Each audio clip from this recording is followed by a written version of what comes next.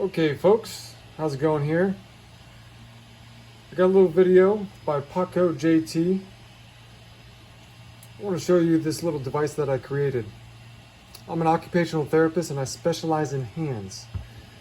I've been doing it for a little bit over 10 years now. And I came up with this little fidget device to help me work on thumb pain. Not just any thumb pain, but the arthritis of the CMC. And a lot of people get arthritis here anywhere from 50 and above. This is the Thumb Primus. Still working on the name, we'll see. All right, here we go. So, this little device is good for pre-op and post-op thumb pain patients. I have a lot of my people do it in the clinic. Now, starting out, you just gently grasp around the ball. I kind of tell people, you know, your three fingers, like a talon claw, like for a bird, those three are going towards the stem. But it's a gentle grip. Okay, now, what do you do next? Starting off, index finger kickouts. That's it. Clean and smooth. You're looking for activation of that little muscle right there. Now it's a two-handed device. Again, gently hold, bring that out. And those who are post-op, I like doing this anywhere from, let's say 15 to 30 reps, 2 to 3 sets of that. And then I like to work up to anywhere from, I'd say 2 to 3 minutes after about a week or two, and then maybe even work up to 3 to 5 minutes. Now, once they master that, it's got to be clean, and they may have a hard time, then you add a rubber band. Some of those who have a hard time will want to be sticking the finger out a little bit to kind of like do like this up and over thing. That's fine. Or just more straight up. As long as you're activating this muscle right here. Very important. The number one muscle in stability into that joint. Now, if you wanted to add a rubber band, I'd recommend you start with the thin one. You can tell how this one right here is a little thinner than this one. If it's too much resistance, people won't do it correctly. Just go right over top. I like to go around the pinky, give it a little twist, like a hair tie, come around. Now, I had a patient the other day have trouble holding this position because she kept bringing all the fingers up side by side, which is not how you originally held the ball, where the three fingers come together towards the stem. So try to match the same thing you had before, if you can. If that's too hard, then the resistance is too much. Now, all over again. Index finger kickouts. That's exactly how I write it in my charts. Thumb Primus, index finger kickouts, 15 to 30 reps, or 2 to 3 minutes, depending on, I'd say their activity tolerance, usually post-op. Pre-op patients are going to be able to tolerate a lot more right out the gate. Okay, now, thicker rubber band if you need it. You may not even need to go all the way to the pinky. That may be too much. You may have to go to the ring finger. That's for you to decide. Now, I'll put that there for now. Next, same grasp pattern. Now the thumb. Thumb opposition. You're going to roll this thumb around the circumference, if you will, of the ball, and you're trying to get that thumb underneath the index finger. Those of you with a lot of arthritis and the collapse of that thumb joint are not going to be able to get all the way around the ball. You may not. That's fine. That's okay. A lot of my patients, they can't get there, even post-op. Now, what's most important is making sure that muscle is activating. Thumb opposition. Four-thumb opposition. Now, same thing with the index finger. You can add resistance to this.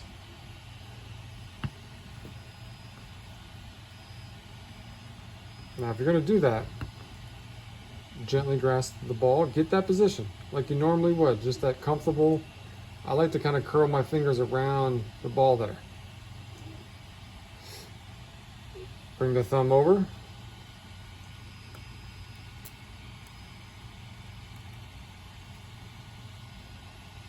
Maintain that position.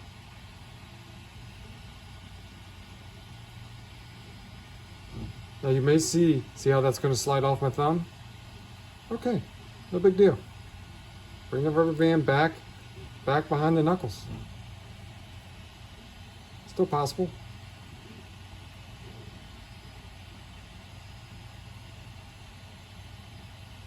Little rubber band workouts for the hand. Just a lot like a lot of people do on the wall when they're pulling those big rubber bands, working out the shoulder muscles, rotator cuff muscles, if you will. Now, speaking of rotator cuff muscles, and this is exactly why I designed this thing. The two muscles that the current research has found that will add stability into this thumb joint is that muscle there, and that muscle right there. The one that performs index finger radial deviation and thumb opposition. That's the word, opposition. And over the years doing this, I just kind of discovered that a lot of these motions kind of happen around a sphere.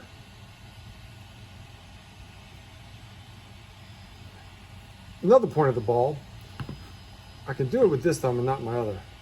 But a lot of those thumbs kind of like collapse down into the hand. Kind of like that. Now you'll know you got that big arthritis, you know, bump out right there. The thumb, you know, kicks. I can't really do it with this thumb, but it kind of kicks backwards. It goes into hyperextension there. That's the whole point of the ball, is to take that thumb that's going into hyperextension here and drawing down into the palm. My goal with this is to kind of bring all that out. And if you can do your best to bring the tip, these two tips towards the stem. This is my standard size ball. Most people are not meant to actually touch the stem. If it's too small of a ball for the size of the hand, the exercises don't work as smoothly. Now, see that right there? That's what we're going for. Not having a space there, a gap, and then that thumb collapsing down to get to there, if you can help it. If you can have that thumb passively come back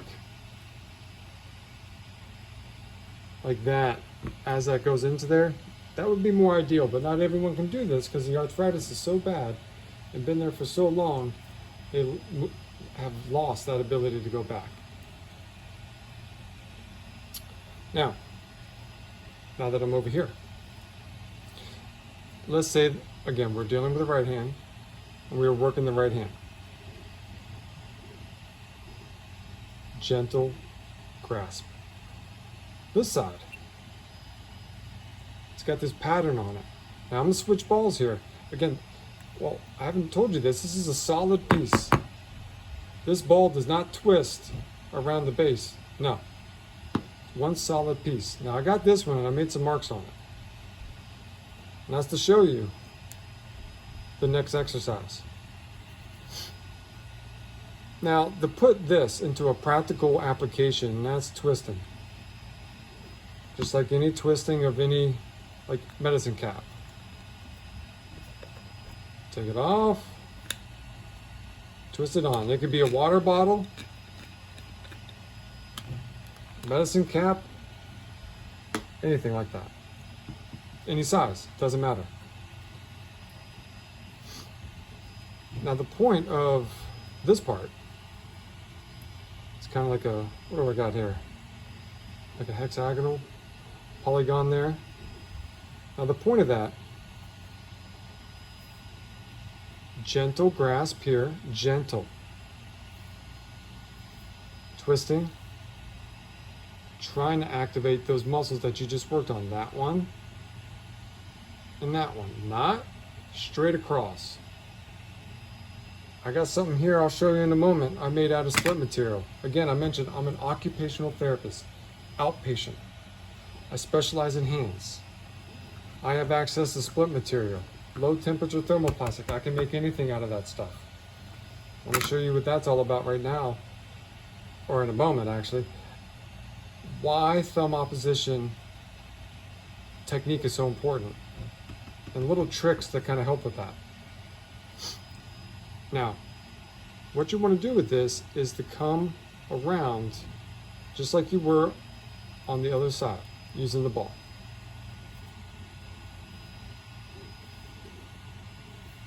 A lot of people, when they do this, they'll, see if I can get my thumb, they'll collapse in the thumb tip will bend too much, and this will go backwards, or if you will, down and then hyperextend. And this, coming towards you like this, no, that's wrong. What's better, what I find is if you bring like this arm straight out, like your elbow's kicked out, like you're gonna elbow someone right beside you. This hand needs to be kind of facing kind of this way.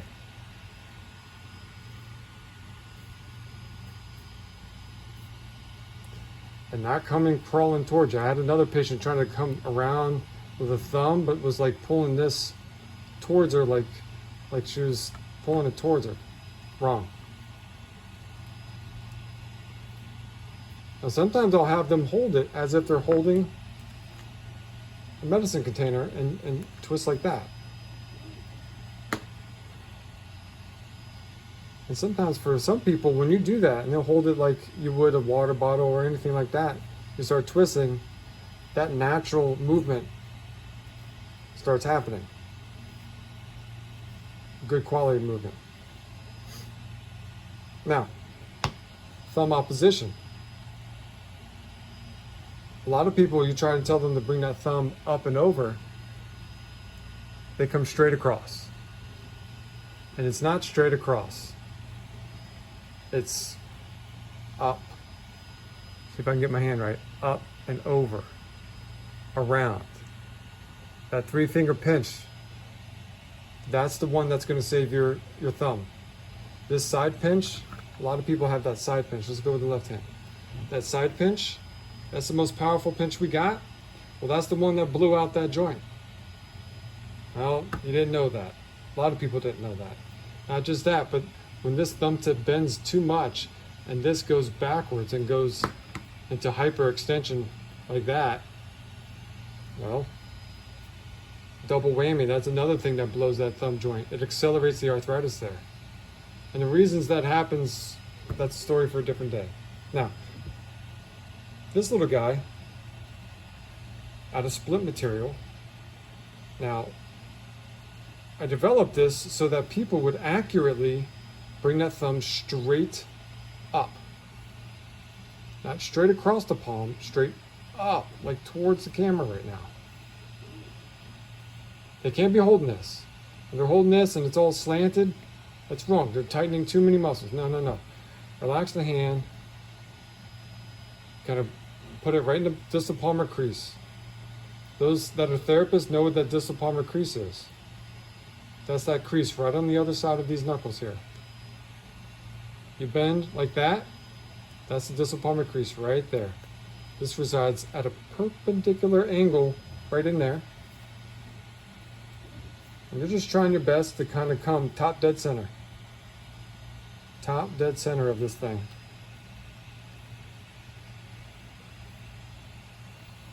Now again, a lot of you occupational therapists, hand therapists if you will, you can make this out of split material. It's a good use of the material and get that practice working with the material. I'm in the process of 3D printing a version of this. See if I can bring that closer so you can see it. With a couple little things, you know, thumb rainbows, you can see where to go. Keep your thumb straight. I'll explain that in a moment. I got a right and left. All you have to do is turn it over. Now, keeping that thumb straight, your left hand. As people come over, they'll try and come over, and if they lack that ability to come over and they lack the motion here, they'll bend. Can't really make my thumb do it.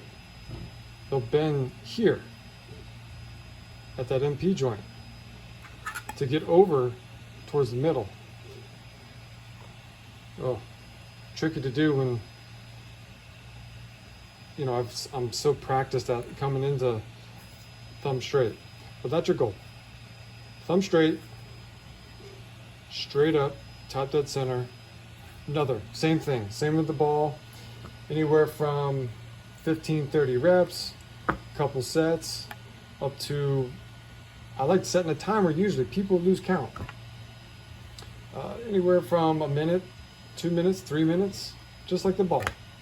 Work your way up to 5 minutes. Now, if they have a hard time doing this with the ball and coming around and they're fighting it too much and they just are not getting it, which is fine. That happens. That happens all the time. That muscle coordination, when it's not being used for decades, people forget. And this is my baby boomers I'm talking about. The baby boomer population, there's some parts in the hand that just, some of the muscles atrophy. Not just baby boomers. You got spinal cord injuries. A lot of the spinal cord injuries, a lot of people have that ape hand or that claw deformity. A lot of thumb issues are because of, you know, nerve issues, anywhere, peripheral nerve, median nerve, ulnar nerve, anything like that. Okay, so I'm in the process of tweaking the design of this. I'll have this on the Paco JT Etsy shop here soon. Along with this, I have another therapist right now. She's super interested in this. And this is a play off an old design that no longer, I don't think they make these anymore. See, the print's not even there anymore. But this was to measure distal palmar crease, range of motion, finger bending, also thumb to distal palmar crease, coming down. Well, oddly enough, this part was accurate, just like mine. But what I found when I began to measure this out, from that corner there to each corner out, 1, 2, 3, 4, 5, 6, and so on to about 10 centimeters, they were not 10 centimeters. If you took a ruler and went to distal palmar crease from here to here, you'll get an accurate read of the centimeters. I designed this, mine, for each one of these little corners. It goes to this corner, to here, and each one of these corners, working up this little staircase here. Again, I 3D printed this. I have this designed to be completely accurate by centimeters from 1 out to 11. So again, I'm thinking about trying to tweak this and throw this on the Etsy shop as well. These are for my occupational therapist. This is a measuring tool. The other thing was an exercise tool. I'm thinking about printing maybe a few of these. Maybe I'll have a few in the clinic that I can use as templates. And just so I make sure the patients are doing the exercises correctly. Okay, that's it for the video. Smash that like button, subscribe if you liked any of this content. Take care. Have a good one.